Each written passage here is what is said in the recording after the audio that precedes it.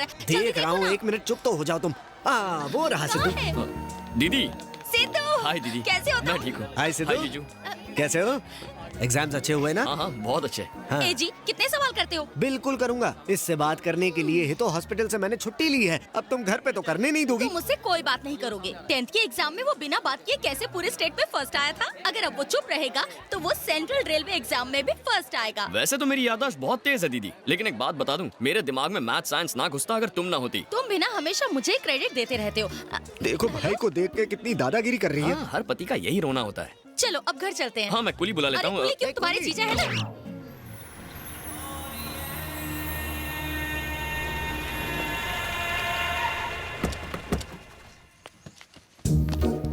यहाँ पे इतना चुप चुप रहोगे तो लोग तुम्हें बुद्धू समझेंगे। दीदी बहुत भूख लगी है। ठीक है, नहाकर फ्रेश हो जाओ, मैं खाना लगाती हूँ। थैंक्स दीदी।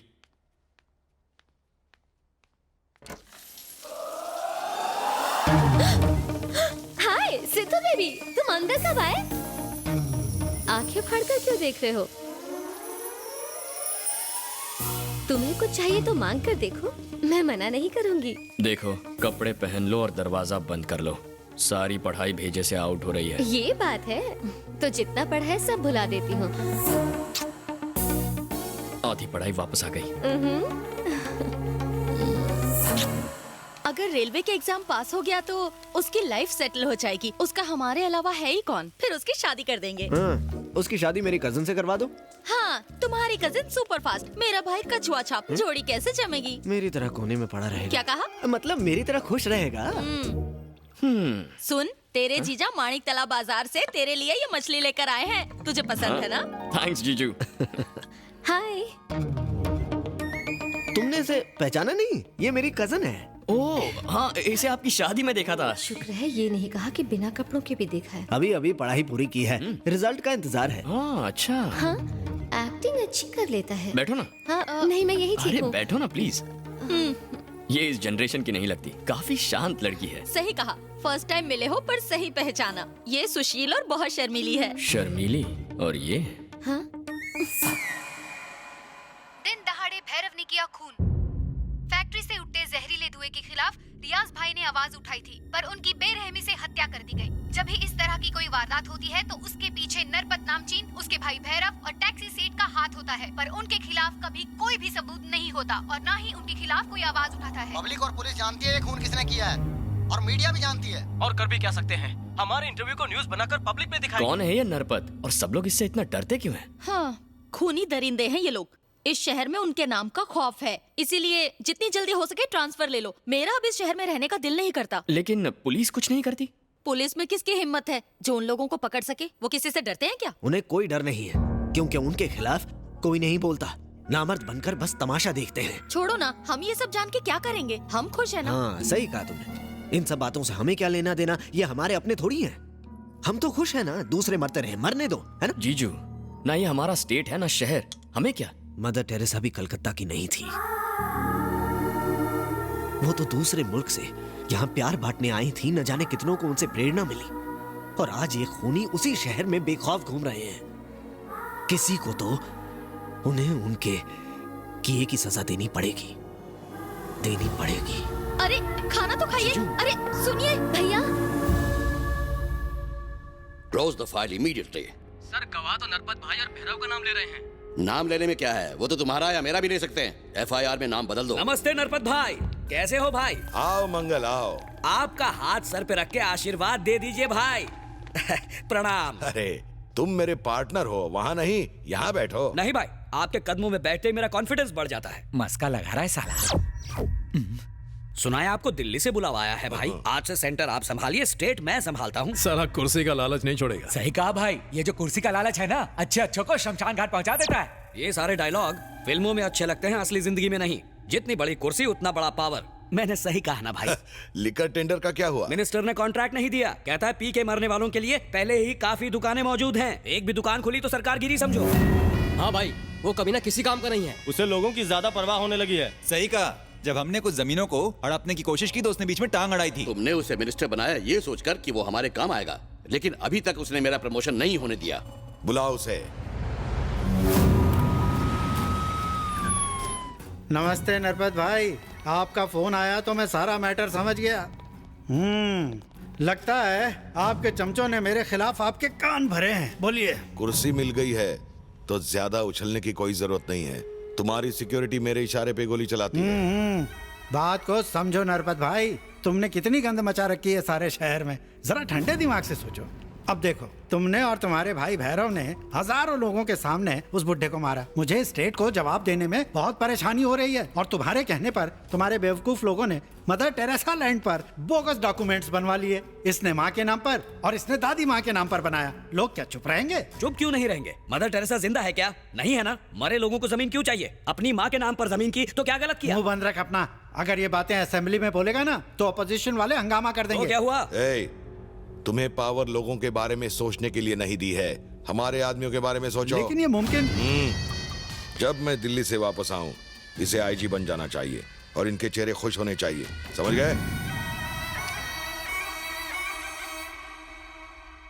सिद्धू सिद्धू सिद्धू, चलो ना फिल्म देखते हैं। मुझे फिल्म नहीं देखनी। पंखों ने टिकट्स ले लिए हैं, नहीं जाएंगे तो बुरा लगेगा। पंखों मतलब? पंखों का मतलब फैंस ने। फैंस ने? तुम्हारे फैंस? कौन है वो? पोपट और पार्टी। मेरे फैंस का तुम्हें अंदाजा नहीं है। चलो दिखाते हैं। दबंग जी की जय। पुतले की जय हो।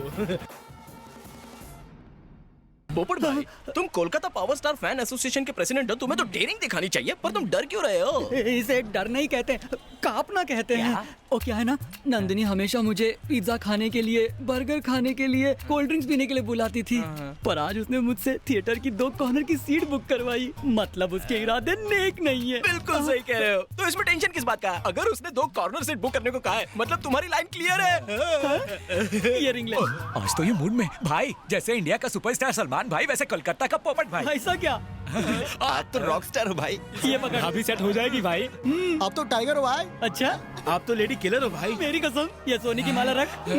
भाई सारा सोना लुटाओगे तो पॉपकॉर्न के लिए पैसे नहीं बचेंगे। अबे, तेरी भाभी मेरी गर्लफ्रेंड सोने की खान है। पाव किलो सोना गरीबों में बांटा और तुझे तकलीफ हो रही है? हाय हाय भाई, भाभी रॉपचिक लग रही है। पर साथ में ये एक्शन हीरो कौन है? एक्शन हीरो के साथ रोमांटिक हीरो भी लगता है। डबल धमाका है। मेरी रिंग वापस दे। क्या हुआ? अबे दे। ये लो। अरे भाई, वो पानी कम चाय है, वो VCD है तो ब्लू रे हो। ले तू रख ले। Thank you. हाय पोपट। हाय नंदिनी। ये कौन है? मेरे कजन का साला। अच्छा साला, टेंशन में डाला। मैं हूँ पोपट, लोकल पॉर्न स्टार।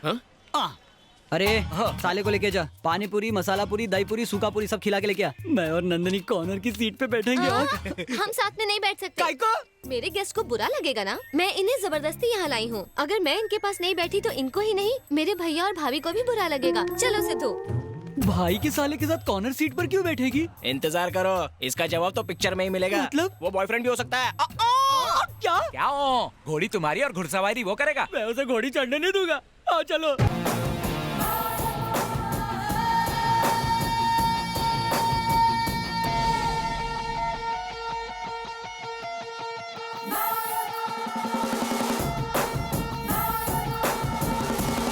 ए झिंगुर सुन, चेक कर दे वो दोनों क्या कर रहे हैं।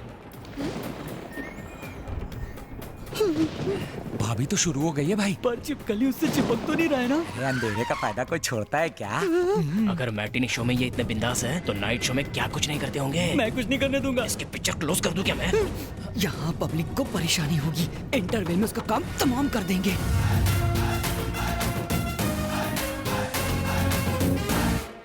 ए सुनो, मेरा माल गंदा हो ये मैं बर्दाश्त नहीं कर सकता, इसलिए बंदी के लिए फिनाइल और बंदे के लिए चाकू लाया हूँ।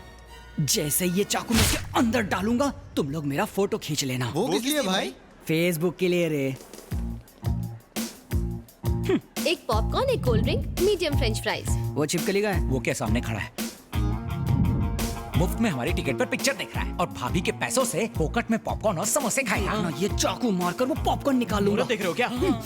मजाक कर रहा था बे। थिएटर में कह रहे थे कि पब्लिक को परेशानी होगी, यहाँ कह रहे हो कि मजाक कर रहा था। तू चुप रह, नहीं तो तेरे को घोप दूंगा। प्लानिंग कर रहा हूँ बे, प्लानिंग से मारेंगे। सॉरी सॉरी, मैंने देखा नहीं। तेरे सॉरी से ये सूखेगा क्या? प्यार से एक जप्पी दे दे, सूख जाएगा। गलती से हो गया होगा, जाने दो ना। मुझे टच करता है, विज्जू भाई को टच करता है। ऐसे क्या देख रहा है साले? मारेगा मुझे? मारेगा?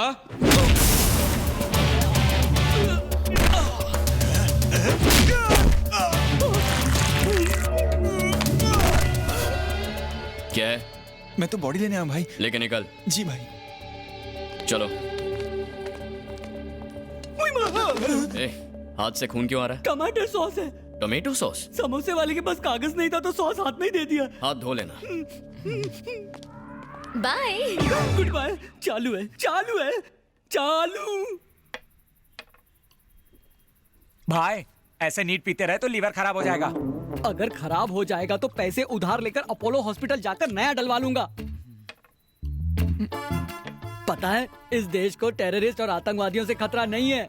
अगर खतरा है तो दिल तोड़ने वाली आतंकी लड़कियों से। भाई साफ साफ बोलो ना। तो सुन, चालू लड़कियां बार डांसर की तरह होती हैं। अंधेरी काली रातों में जुगनू की तरह मंडराती रहती हैं। सरकते पल्लू से शर्मा के हम दिल पे आशिकों के अरमानों को भी सरकाती रहती हैं। अंदर घुसते ही कस्टमर फंसती हैं, अपना इंटरेस्ट घटाती बढ़ाती हैं, रिजर्वेशन का कह के जनरल डिब्बे में बिठाती हैं। भाई ने रिजर्वेशन की बात की, सोच रहा हूँ गाँव चला जाऊँ। 5 साल, पूरे 5 साल उसके चक्कर में वेस्ट किए। अगर नंगे पैर इंडिया दर्शन करता तो गिनीज बुक में नाम आ जाता।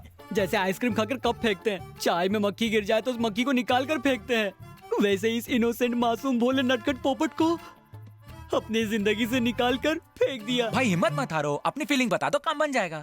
ए, अगर उसने कहा कि वो उसी लड़के से शादी करेगी तो बुके और गुलदस्ते में सारे पैसे वेस्ट हो जाएंगे। वो तो है। लगता है इस पोपट की मैना किसी और डाल पर कूक रही है।